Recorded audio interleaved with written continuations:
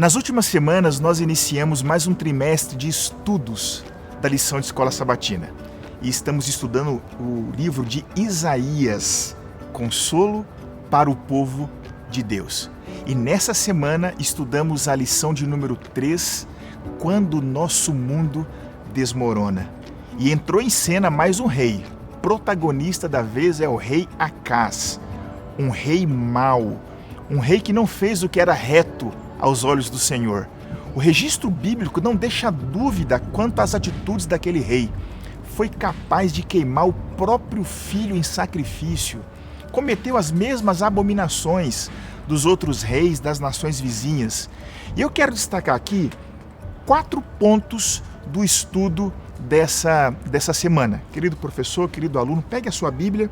Eu quero aqui 4 pontos. O primeiro é o pânico do rei diante de uma ameaça iminente.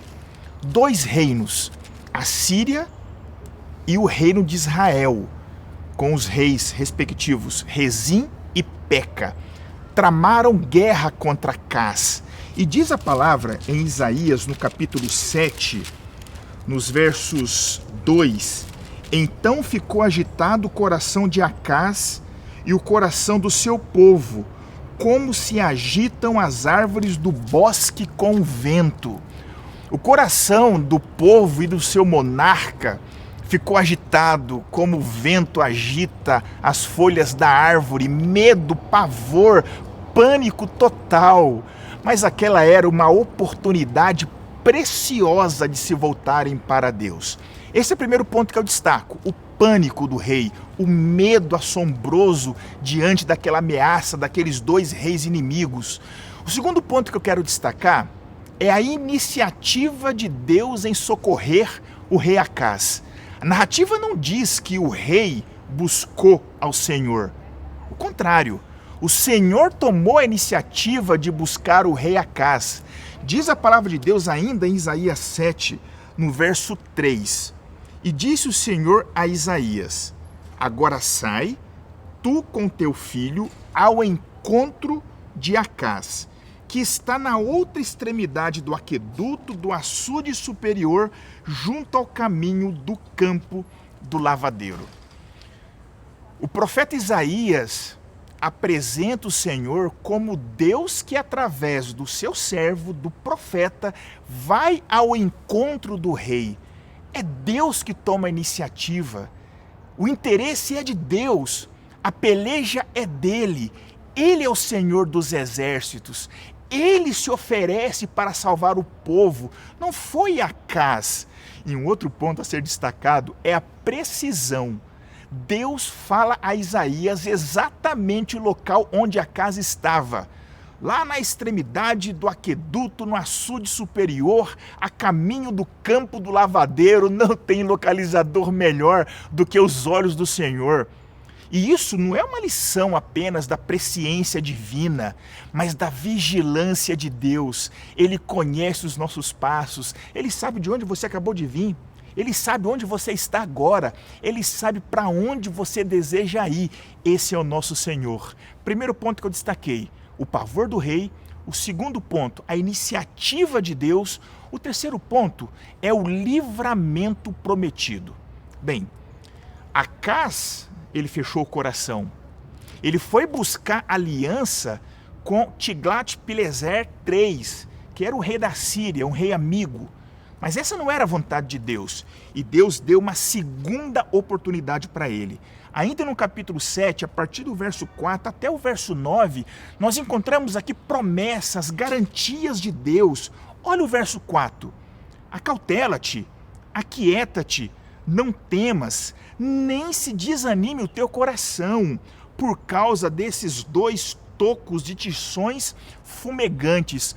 Olha a insistência de Deus. Ele repete 4 vezes, acautela-te, aquieta-te, não temas, não desanime. É o cuidado de Deus, é Ele prometendo, é Ele garantindo. Bastava o rei confiar nas promessas de Deus. E olha a perspectiva de Deus como é diferente da nossa perspectiva. Porque para Acaz, a ameaça daqueles 2 reis era como 2 vulcões em erupção, lançando fogo. E para Deus? Para Deus, aqueles dois reis inimigos não passava, como diz o texto, de 2 tocos de tições fumegantes.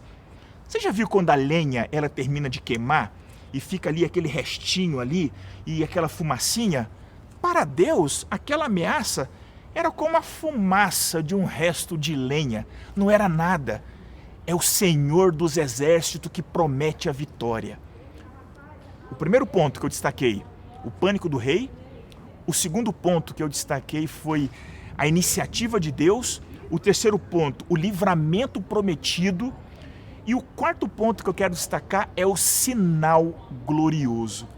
Como eu já disse, a casa estava com o coração fechado, mas Deus dá mais uma oportunidade. Aqui no verso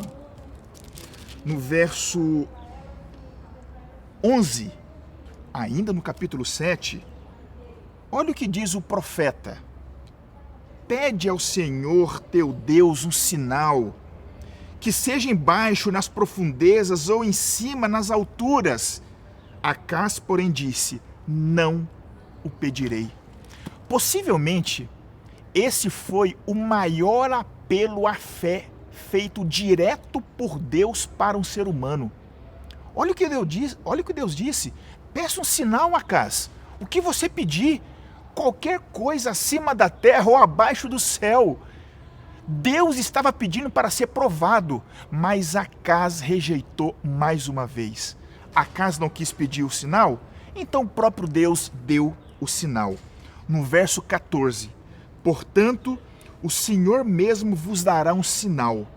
Eis que a virgem conceberá e dará à luz um filho, e lhe chamará Emanuel.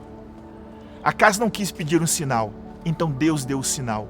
E não um sinal qualquer, mas um sinal grandioso, de proporções universais. Era o próprio Filho de Deus que viria. Acás fez a escolha dele. E agora a pergunta aí fica: qual é a tua escolha? Que Deus te abençoe.